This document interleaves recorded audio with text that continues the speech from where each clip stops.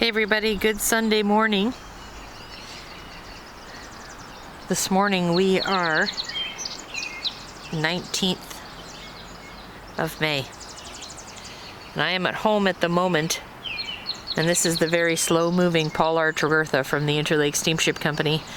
They're arriving here at a slow pace this morning because the Edgar B. Spear is already tied up below the lock and the Walter J. McCarthy Jr. is in the Poe lock. And they just gave the single blast that lines had been released. So they will be moving out shortly, but it does take a footer, usually close to 20 minutes to exit the lock in total. And then the Spear will move in after the McCarthy has completely cleared their position. So it may be a half hour or more before the Paul R can even tie up to wait their turn. It's a beautiful morning here. We've got a little bit of a breeze happening. You can see the stack of the Paul R above the treetops. It's always very recognizable.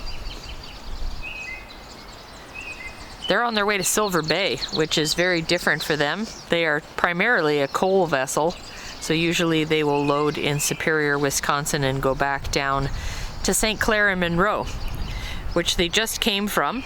They did have a load of coal. The James R. Barker is on the way back up after also delivering coal down to both St. Clair and Monroe. But this time, Paul R is headed to Silver Bay. So they'll be doing an ore run. It'll be interesting to see where they take it.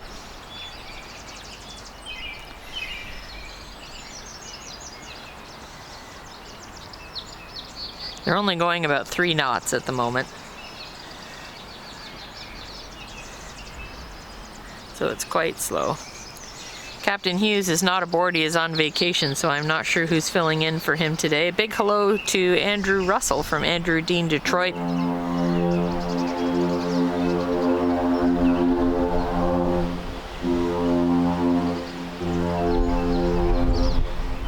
Woohoo! Oh my God, I haven't heard that in so long. Well, thank you to whomever is the relief captain aboard right now. As I say, Captain Hughes, her permanent captain, is on vacation, so that's the relief captain that just did that salute for everybody on shore. Maybe he even went outside to say hello. That would be cool. And I was in the middle of saying Andrew Russell from Andrew Dean, Detroit is on board right now. He's just doing his regular job. He's probably working at it at the moment. They do a lot of mechanical testing and preventative maintenance, so he is aboard currently. Hopefully we'll get to see some shots when he's not working.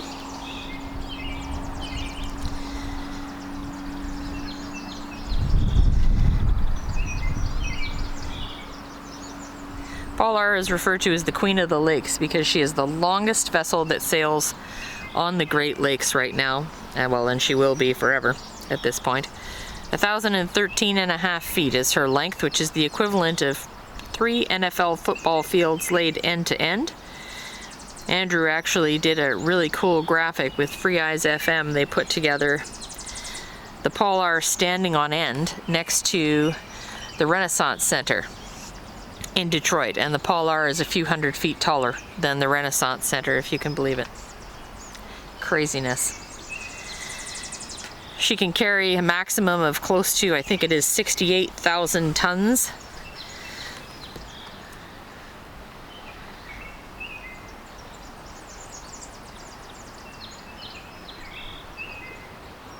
She is 105 feet in width. All of the 1,000-footers are 105 feet in width, and our lock here in the Soo is 110 feet, so they only have 30 inches to play with on either side when they are trying to get in and out of the lock. It's a delicate balance when they go in there, and it's a teamwork kind of requirement because the captain does not have a perspective view of every spot on the ship. He can't see a lot of areas. So there are mates and deckhands stationed at each corner, and they will radio back to the captain what the distance is, so he is aware of how close he is to the wall or the lock. That allows him to know what speed to go, when to engage their thrusters to line them up perfectly with the lock.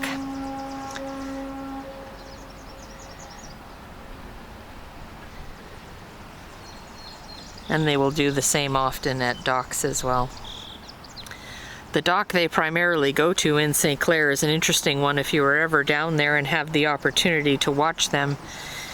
They have to do a 180-degree turn in the middle of the St. Clair River in order to make the dock.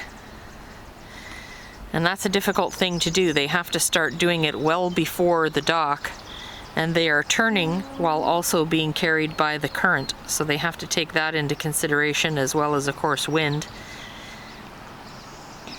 And there's fishing boats and things that have to be prepared to be out of the way when that's happening. So it's quite an endeavor to be able to do it. Each and every one of the captains on the lakes make that maneuver look very easy. I don't think it's easy. I have been aboard the American Spirit when we did the same thing down in Detroit at Zug Island. We had to do a 180. At the time, Zug Island was still operational right out on the river. And we were delivering iron ore from 2 harbors. I was on board for a week with 3 other photographers, and we did the spin. I think it took an hour, something like that. And we did the spin in the Detroit River. It actually feels very different when you are on board, and the same thing with the turns. The things that look very dramatic to us on shore, when you're on the vessel, they actually don't look as dramatic. So that was a surprise to me. I noticed that when we did the first turn after the Blue Water Bridges, the turns here at Johnson's Point. I was surprised at how smooth and gentle it felt in comparison to what we see, which looks very dramatic.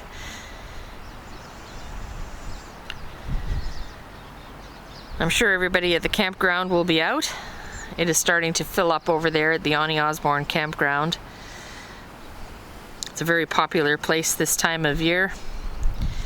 If you are considering coming up to Sault Ste. Marie in the month of June, toward the end of the month is an excellent time to be here.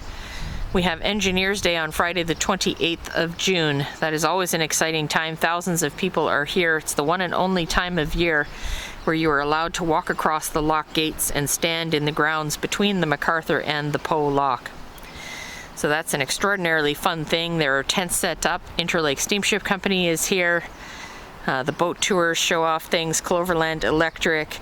A lot of vendors are here. Street vendors. Part of Portage Ave is shut down, so people can walk around and shop, etc. There's a craft fair that day as well. It's all very, very fun. On the Thursday, the day before, is the Boat Nerd Picnic at Sherman Park. And then that evening, if you are a member of the Soo Locks Visitor Center Association, we are doing another Mix and Mingle. That's going to be held at the Soo Locks Visitor Center Association, right at the locks, right in behind the viewing platform. So if you are a member of the SLVCA, you are welcome to attend. We would need you to respond to us to let us know that you're coming. We'll be putting out some advertising for that, so you're aware. And if you aren't a member of the SLVCA and want to be, it's a $30 membership, and you get invited to events like this, as well as the one that we do at the beginning of the season. We'll be doing a draw again to see who gets to accompany us aboard the first ship of the year for the first ship greeting next year. We do that in the spring as well. And of course, you get your t-shirt for Engineers Day, being a member, the newsletter, and you're supporting us at the SLVCA. I sit on the board for them. I volunteer with them.